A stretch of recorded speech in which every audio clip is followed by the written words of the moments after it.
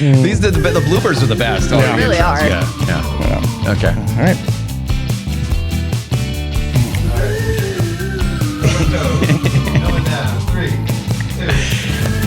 He literally just said we're the worst. Welcome back, friends and family, to 2026. It's our first episode of the podcast in the new year, and excited to get started. Excited for a new year and new opportunities, and to hit the ground running. And so happy New Year, everybody. Happy New Year. Happy New Year. Yeah. Do you want to say Happy New Year, Nick? Happy New Year. Thanks, Nick. Nice.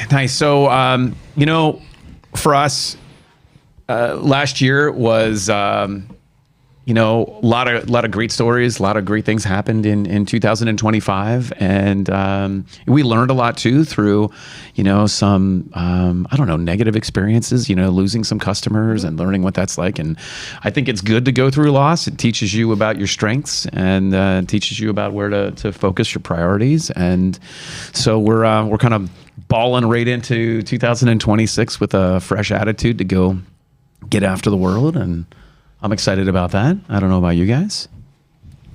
I'm excited. Heck yeah. Absolutely. Yeah. New year, new you. New year, new me. I wish it was a new you. Same old Norm. Yeah, sorry guys, you're stuck with me. We're just improving a little. Yeah. Well, Let's talk about what we're improving on. Okay. oh, Yeah. What are we improving on? Let's talk about our New Year's resolutions. Personal or professional? You pick. Okay. Oh.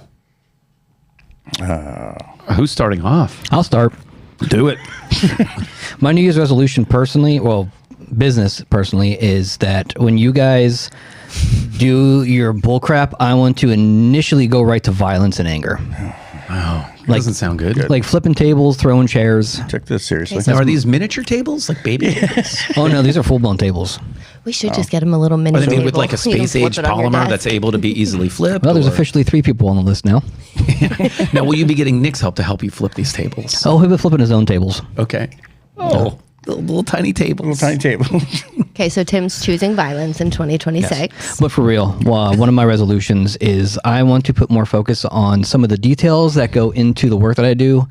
A lot of times when you're doing things repeatedly over and over, like for work, you tend to get yourself in habits and ruts. And I want to make sure that I can pull myself out of habits and ruts and kind of get a fresh perspective on projects and really look into the little small details and really appreciate the fact that I get to look into the small details when I do these projects. Good. And that was that's professional. Do you have a personal one? Well, if he's flipping tables and pulling himself out of holes, he's going to need to go to the gym. You're up, Nick. Oh, Are we going clockwise? I guess. Yeah. Obviously. I was going to go, but go for it. Go ahead. I was going to say professionally, definitely time management, I think would have to be my New Year's resolution of something to work on this year. And it could probably also be a personal one. Organize myself and make sure that hitting timelines. So. I like. it too. Sammy, do you want to jump in? Sure. Professionally, my intention for the year is to start growing some of the platforms that we have kind of put in the backseat a little bit. I have some tallyable goals to reach follower-wise and retention-wise for a lot of our platforms this year. So that's kind of my professional one, I think. Just growing our followings more.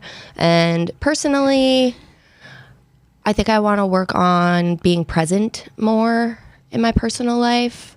I feel like this last year I was kind of in survival mode and always thinking about like what I had to do next. And this year I want to kind of take a step back and just be present in the moment a bit more because I don't feel like I'm in survival mode as much going into 2026 as I was through this last year. And I want to quit vaping. Are you going to I'm do saying it? it into a microphone so it's out there in the universe. I want to quit vaping. Do you have a plan? Not yet. Okay. I think I'm just going to have to go cold turkey, like just stop. I can't replace it with anything else. I know people do like toothpicks and there are like different essential oil breather sticks out there. I think I'm just going to be replacing one with the other. So I'm trying to just go I'm going to throw it in a glass of water at the office one of these days. Ooh, Really shock you all. Atta girl. Nice. Nice. Thanks. My personal one is a generic one, but I can finally go back to the gym after getting surgery. So, yeah, getting back into shape. And then my business one, trying to do more stuff during the day. Trying to pack as much stuff as I can in 8 hours. Trying to have a better work-life balance, I guess. Do you feel like Sounds you were good. taking your work home with you a little bit? I love taking my work home, but I need to learn to not do it every night. Even though, funny story, I had date night for the first time in forever and slipped on ice and fell on my back in the driveway. Sam, I didn't tell you that story. Oh. Got all dressed up and landed right on my... Where? Oh no, was it a date night in then? Dupa? No. You went? I went out. You have a little outdoor cameras? scuff on the old elbow and hand, and yeah, Do we have video footage? we probably do. Do we? Actually, Oh, I think we need to go back and maybe find that just for personal use. But So what you're saying is I need to text Bree. Got it. please don't. let's get that. And Norman. Norm? Resolutions. I don't make resolutions unless I put a goal in because I feel like it's like a hallmark sort of thing. It's like the beginning of a new year, and you gotta like say you're gonna do something that you have no plan of like following through. So I guess I will continue to try to get into a healthier place personally, losing some weight and trying to lose some more to keep diabetes away and heart disease and things like that. So I feel like I've been successful with the help of some medicine to do that. I've been, taking semaglutide, semaglutide, whatever it is, to try to reduce my weight and lower my blood sugar and things like that. So I'm going to continue to do that and stick on that. And I think I've learned that it changes the way I look at food, which is a good thing. I like to eat, and I love the feeling associated with food. But I'm realizing that if you put garbage in to your body, you get garbage out. So I'm going to continue to stay on that path. And then personally, Nick and I have a similar goal, and that is that I'm trying to do more in my day.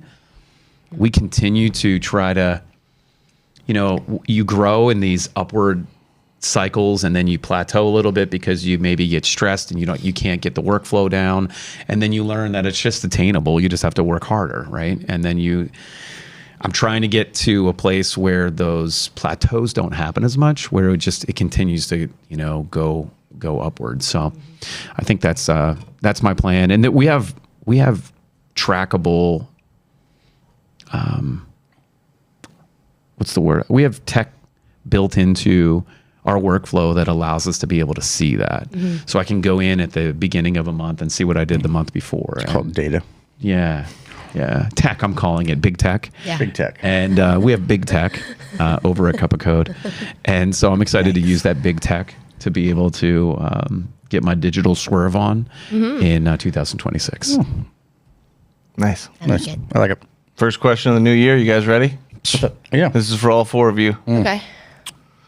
What trend are you quietly hoping does not come back this year? Ooh, okay. I have a personal and a professional one. I want to know the personal trends. Yeah, what personal trend do you have going on in your life? Start Personally, I hope these damn kids Oh, is stop this 6'7"? saying 6'7". Yeah, Just, you know what? That's you. I think that's a universal. Yeah. I want to say to Benjamin at home, if you're watching this right now, Knock it off. stop it. Come on, Ben. Stop it, boy. Get it together. Yeah, and all of your pals running around the schools with your 6'7" in your hands, just stop it. Knock it off. Although a fun way to look at this is Gigi and I talked about the fact that 6'7" is the newest trend, and we're frustrated, and we're the generation that would put our shirt over our head and say we need TP for our bunghole. That's true. So- We're pretty obnoxious. We had our own 6'7s back in the day. Well, not you because you're 90 years old. Yeah, But we had that our was a- own that was a- 6'7s. We did. Yeah. Well, Norm's 6'7 was doing the jitterbug on top of flagpole. the jitterbug. Are we talking about George Michael or Wham right now? I don't think. But I'm sure there was something when they gathered around the family radio back in the day. Yeah, oh my gosh, I Caught love on those. at school. Yeah. And, Oh yeah. Yeah. Hot off the AM band. I think professionally, I'd like to see threads go away. I'm tired of threads popping into my Facebook feed? my Facebook feed, and then being, oh, that's interesting. Oh no, I got to download threads. Yeah. well, you could just download Threads and you can see Nope, it. I won't do it. Well, I don't necessarily want them to go away because I know that they're beneficial to people. I just wish that you could view them cross. It's all on the same platform. Just like YouTube. YouTube does a great job of having reels or having shorts and having full length videos. Get it together, Meta. Please. All right, that's going to do it for the podcast today. Meta, get it together. And Benjamin, stop saying 6'7". yeah. Brandon? Boy, I'm still thinking. Does Tim have one? In the meantime? I don't have a specific trend, but it seems like not just this past year, but for the last couple of years, trends have been really shallow and meaningless, effective. But I'd like to see some of the trends come back that actually hold some kind of substantial value and some kind of substantial meaning. Do you have an example of one? Remember years ago when the first thing came out was like the video recap of closing the chapter of like 2000 whatever's, and it's like that guy's voice in the background and people put their own montages to recap the year over top that. Like that was a valuable trend. like Everybody was I did like no. everybody was doing it, and it was kind of like letting you kind of have a little bit of a recap of your own year. Like that stuff brings value to people. Like they actually get did to like see that it. one, yeah. Like those are the kind of trends that I wish would come back as ones that hold value like that. Yeah. I'm thinking backwards hats.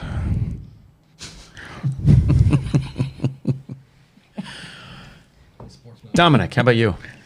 I told you I wasn't going to answer this because I don't know any trends. 'Cause I don't consume very much content whatsoever. Like I'm pretty sure I learned about 6'7" at the office from probably you, Norm. Marcus the Worm. Okay. I mean, I think it's beautiful. Like I could do away with this, whatever this is. That was gonna be mine. I'm not down with the ASMR videos. What's this one too? When they show things on camera and they have to hold their hand. Is it? I don't know. Yeah, what that I one know is they're either. really soothing to some people, but the ASMR videos and the eating videos. Is anything young people are doing could go away, like trend wise. I think. I can't sit and watch somebody Just stop it. eat like a seafood boil one more time in my scrolling. It's disgusting. I can't sit and watch people like smack their gums and Shove food in their mouth. what are they called? Is that mukbang thing? Mukbanging? Mukbang, whatever. They just sit. And So that's my trend that I'd like to gorge see themselves. disappear in 2026 completely. All right. So this one's for you, Tim. It's going to go along with the blog. Yeah. Anybody else can answer it too. Okay. New Year's trends or predictions, I think it was. So we had a whole blog about this recently that April did a really great job writing. She kind of reached out to all of us and asked about our thoughts and our opinions and our forecasts. And I've been seeing a big resurgence in like decade-old web trends coming about, like bigger text, parallax affecting, all that stuff. It seems like we're kind of on a cycle to go back to like the lead gen flyer form, big, loud looking layout designs and everything, which I don't hate. I think they definitely look good and they break down well mobile. But I think we're going to start seeing a lot of shift in web design, especially with new AI tools that are doing really, really good jobs of creating the content for us and helping us create visual effects, scrolling effects, anything code based. Services like Gemini does a really good job of that, and they're incorporated with the anti-gravity that Google has, the IDE for writing code, and it's fantastic because you can have this AI agent help you write your code, and it can test it right in the browser because Google owns Chrome. They made Chrome, and they can test and debug and do different things real time in the browser, which is awesome for an IDE. So with that kind of stuff, I think you're going to see a lot of new implementations into people's websites that have a much more custom feel. Thanks for coming. Yeah. I felt like I really rambled on there. No, it was good information. Normy and Tim, probably. I guess you can answer, Brandon. If a business only had budget for one marketing channel in quarter one, where should they invest and I'll answer why? this one. Wow, that's a great question. Okay, so you get one place to spend your money. Where is it?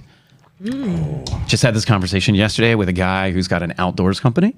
He sells fishing sticks. He sells little alarms that let you know when the fish is nibbling, and it plays music. You can either record your voice into it to make a custom sound, or it can just do like a little noise. So Hey, there's a fish on the line. yeah. That's cool. Active Outdoors Nice. is the name of the company. So we talked about this. So I'm going to stick with Google Ads, pay-per-click services, Google Ads, YouTube, search advertising. I think that these are the best ROI dollars out there because they are people that are seeking a service and then being connected directly with someone who offers it. So your intent is very high. The relevancy score is super important, and then sending someone to a landing page where they don't have to, stumble through a website to find the information. I think that is probably the best dollar that you can spend right now. What if they're a brand new business and don't have anything at this point? They're just starting up. Where would you put that initial dollar? If they're, do they have a website? New business for 2026. Yeah. So then if you're established, the caveat is if you're established and you have a web presence, then Google Ads. If you have no presence digitally, then you need a storefront, you need that 24/7 salesman, and then that's the website. And this goes back to the conversations we've had in the past about Facebook or website. And I think Google's doing a really good job of aggregating and pulling data from Facebook. You'll see that, if you don't have a website or a poor website, that Facebook pages with a lot of followers will track higher in search than a website will. In November, I think it's November, Meta put out an update that actually allows Facebook posts themselves to be parsed for Google results. Yeah. So that was pretty big. So, we've come across that a couple of times in the last year where someone will say, well, I don't need a website. I have a Facebook page with 1,000 followers or 5,000 followers. There's always going to be a piece of the puzzle that you're missing when you don't have a complete, foundation built for your storefront. So then I think it's website. You don't have anything, build the website and then start with a social presence. I think it comes down to a lot of factors. I think that's a really great over the top view, but when you get down to the specifics of individuals' personalities and efforts and comfort zones and business models, somebody that is eager to go out and print out 500 Vistaprint business cards and actually knock on doors might do a lot better job with just a simple landing page on a website where their dollars go versus somebody who is a little bit more passive, uncomfortable with that, and then using a platform like Facebook or Instagram would be the way that they could get around the uncomfortable feeling of going and cold calling. So I think it has to do a lot with your personality, your tactic, your business model, Business goals. business goals. Like if you're a restaurant or if you drop ship sneakers, like you have two very different customer bases and sales tactics. So I think it has a lot to do with, under the hood, it has a lot to do with yourself, your goals, and what what your first step is, what your first milestone is. Agreed. But while we're talking about this, everybody's big thing for the new year is I want to hit the ground running. So if everybody would like, we can share the best 5 things that you can do to really start outranking your competitors on Google in organic search in like 6 to 12 months. 5 simple things that everybody can do. So if you don't have a budget to pay somebody, just do this yourself. Okay. Yeah. Utilize your Google business profile. That is key. That's going to show up everywhere from location to searches. So you want to make sure that you are using that like a social media platform. Post on it a couple times a week. Post updates, post everything that you can. Treat it like social media. And you want to make sure that you are building authenticity by putting your name everywhere you can, your name, your phone number, your address. I think they refer to it as NAP is the acronym. But get yourself on Google Maps. Get yourself on Apple Maps. Get yourself any place that allows you to put your business name, your business address, and business phone number. It gives you legitimacy as a business. And then you want to work on getting your reviews, because if you grow your reviews, you grow your reputation. And then finally, you want to take your website and you want to make sure that you're sprinkling your keywords for SEO. So those 5 things you can do yourself, and that will help you outrank your competitors in like 6 to 12 months if you can keep up with it. Like it. Simple things. Simple. It's just the internet. It's not that hard. They have it on computers now. I hear that. Yeah. And phones. And phones. Yeah. Wow. Crazy. We can put a little blog or a little article out about this too, and kind of link in the podcast, because it's really valuable information for people just starting that might not have a budget for everything. Yeah, absolutely. We can even just post those 5 simple things you just talked about. Yeah. That's the secret sauce. That's it.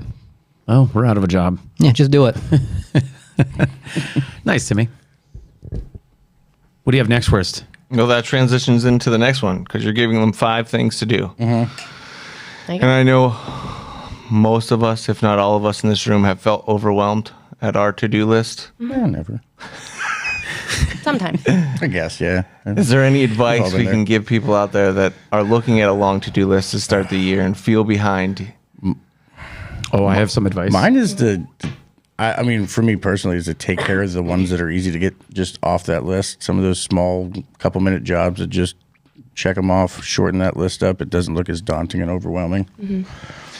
Mine always is don't look at the whole staircase, just look at one step at a time. And it doesn't look as bad when you have 20 and you're only looking at the first one, and just keep going. Yep. What I tend to do is I will sporadically, on a whim, bang out the things that are super easy to bang out, and then plan for the things that I know are going to be more time constraining. So if I have 10 things on a to-do list and I know 3 of them are really going to suck, I will just, if I have 5 minutes, I'll do the simple ones, and then I'll plan and schedule myself and mentally prepare myself to make sure I get through the big ones. My tip is not something that I planned, but I learned about myself and affirmed last night, is that there are, not everyone can work in the evening, but I will sometimes get an hour or so here and there in the evenings where it's quiet and kids are working on homework and Megan's doing a puzzle, and I will find that quiet time. So scheduling out the time that you are going to commit to doing your to-dos. For me, it's like 7 to 9 o'clock in the evening. The computer opens up. I'm able to do that. I know you guys joke every now and then that you'll see a flurry of activities that are coming through. You'll get email notifications in our CRM when to-dos are being done or noted. But I don't want to fight that, because it comes naturally to me to be able to say, okay, this is a time where I've gotten through the flurry of the activity of the day and I'm processing data, and now it's a good time for me to do so. So find the time that works best for you, and then commit yourself to spending time in that place. Those evening hours can be nice because the email's quiet. So while you're working on 1 or 2 to-dos, you're not getting 3 more coming through. So it's nice to be able to kind of chip away at those, I think, as well. Yeah. I learned from a therapist a long time ago the idea, she called it brain dumping. So every Sunday or Monday, I make a list of everything I need to get done, and it's like looks really daunting. Well, then I start going through and I tick off things that I know I'm not going to get to that week. It immediately takes the mental load off, and then distributes it to where I can focus on what's left on my list. So I brain dump literally every Sunday and Monday, and it's a mishmash list of things that I need to do personally and professionally. I'm not going to get to this week. So it immediately gets crossed off, and then I come back to it next week. That's where I put like a lot of like my deadline things. Like I have deadlines this week, so I have to make sure this gets done. I have to find the time to do this. But then that means that this, and this, that's next week's me's problem. You know what I mean? Give it to next week, you. Yes. I think that's good that there are obviously things that require priority and action, but you have to give yourself a little bit of flex too in a to-do list, that there are going to be some that just are maybe I have a deadline next not able to week be that I accomplished, can table this and work on it next week then, because I know it's not due until then. But I have these deadlines this week that I have to make sure I reach.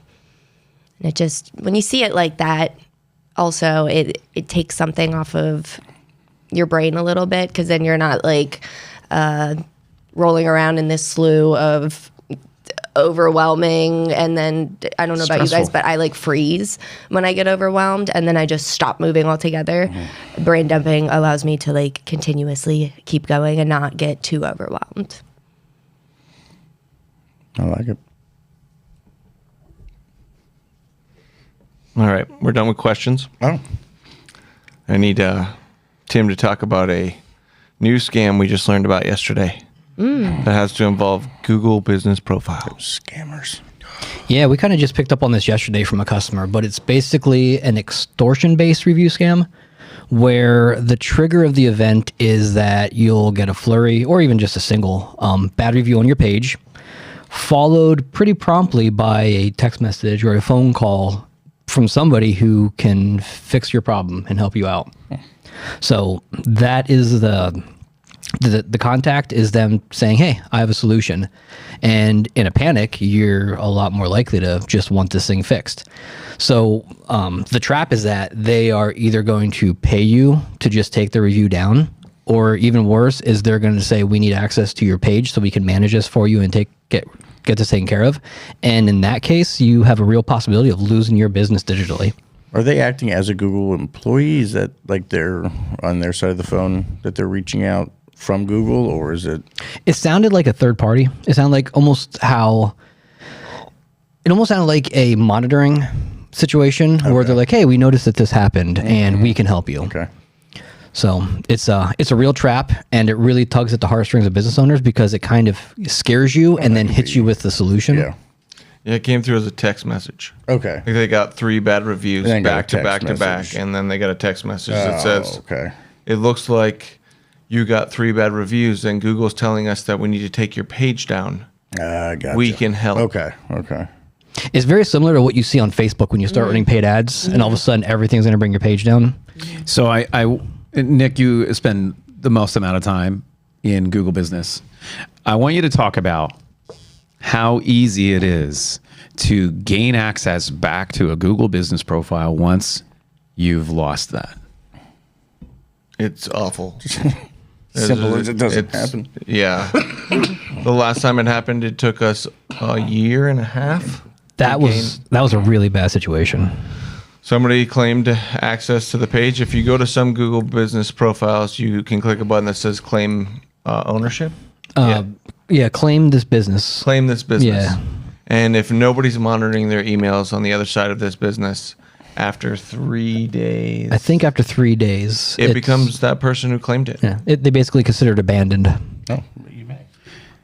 PSA, if there's one thing you do to start your 2026 as a business owner, if you're the one in your business controlling your Google Business profile, go to it now, log in, make sure that you have control, set up 2-factor if you're able to. And if you have another employee or an agency that manages it, make them a manager of that page. Make sure that you have your access to your Google Business profile buttoned down, because the importance that Google, especially tying in maps into Google Business profile, is just getting more and more important. They're placing more of a priority on that. Get it under control today and take care of that before it's too late and you miss an email that ends up eventually losing you control of arguably one of the most important free resources that Google has to offer. If your business has security cameras or a lock or any kind of access control where the general public can't just walk in and out, then you should be treating your digital presence and your digital storefront the same way. Agreed. All right, let's transition. Guess what's back this month? What's back? Shady's back? Back again? He Tell a doesn't. friend. He doesn't know. He doesn't know. I don't think. Are we talking about Business Bytes and Brews? Business Bytes and Brews. Oh, Business Bytes Yeah. and Brews. He was also surprised as everybody listening. Like, ooh, what's back? What's back? What is it? Oh, Your favorite. are they doing the Christmas tree cupcakes again? I wish. Yeah, so it's back. It is. Somebody talk about it. So it's the last Wednesday. It's the last Wednesday of the month. Wednesday. Last the month. Wednesday of the month. Can I get a date on that, Timmy? 28th, I believe. The 28th. And we are going to have a member of Gilson Snowboards Yes. as our guest speaker. Do you have the information right in front of you, Nick? Sorry. He's like, yeah.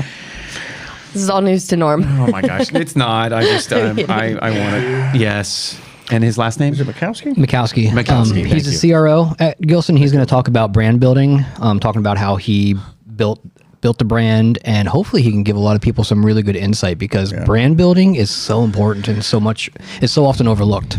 Isn't that the same as marketing, Tim? Funny you should ask. No, it's not. the simplest way I can put this is that marketing gets your name out there, brand building gets people to know who you are without having to see your name. I really enjoy the content that Gilson puts out there. They do a lot of fun tours of their facility. It's very genuine content, and they're good in they occupy a lot of the space in my Insta and my Facebook reels. Yep. So I'm looking forward to hearing a little bit about how they were able to take a very, very small company using PA products and PA people to build something that is being used all over the world. Worldwide. Yeah. We did a business literally. spotlight there, and it was pretty fascinating to see their facility. And like, they do a lot of really cool stuff. And my favorite thing, I think, is very cool. They had a line of snowboards or a couple of designs that they were getting like independent artists to do like some of the designs, and they'd run a whole run of snowboards with that. And I thought that was really neat. Yeah. Yeah, they're still doing that. And they Yep. put a lot of focus on the fact that the artists are very unique. They're not, they're not running out decals and kind of rubber stamping that process. No, it's not like you're getting a snowboard with the Monster logo on it to throw in the back of your 4x4. Do they Well, do some even skateboard the- decks as well over at Gilson? I think they had. I think I saw some. like a small line. Of, Was it skateboard or their longboards? I saw Maybe they were something. I think they might have They been might have been longboard. longboards. They had skis there too, though. They had some really cool ski They designs. had awesome skis. Well, you're They in for a had- treat then in January. And they had the heck of a break room with an old I was video gonna game say the system. break room was really cool. Nice. It was a really cool place. We Very are exciting. we are also working. We don't have these plans finalized yet, but we're working on some cool plans to try to open up our space a little bit more to small business owners and entrepreneurs, nonprofits. We have a great space along Susquehanna Trail, right next to our partners at W&S Distributors here in Northumberland, and it's really a space where we encourage people to come out and sit down and ask questions and learn about the process. So that last Wednesday of the month, if you have the opportunity to come and join us an hour or two earlier than the 1:30 kickoff time, then we ask you to do that. Bring your questions. There's no silly question, and there's no opportunity that we wouldn't like to learn a little bit more about. Also, this year, we're going to try to ramp up the value of being an attendee and a speaker of Business Bytes Brews. We're going to start doing a newsletter format where we want people to sign up so they can see the upcoming speakers and also a recap of past speakers. And if they had any kind of assets that they can provide, PDFs or outlines, we want to make sure that's available to you. And also, we have heard everybody, and they're talking about how AI just changes their workflow. So we have created a multi-page web-based PDF that is called the AI Survival Guide that Business Bytes and Brews people will get, and it gives you almost like a multi-page cheat sheet of all kinds of things, from Facebook prompting to how to use AI to enhance certain features of your website to how to use AI to test your security. So we want to make sure that everybody gets some kind of value out of attending these things beyond just the event itself. And this is one of the things that we can offer is a guide that you can have on your desktop for reference anytime you want. Nice. Really? I mean, they get to spend a couple hours with us. How much more value do they need? But that's great. So, Wow. alrighty. Well, Sam, let's talk about some stuff in January and February. And then, Norm, Yeah. you can pretend that you remember how to take us out of this podcast.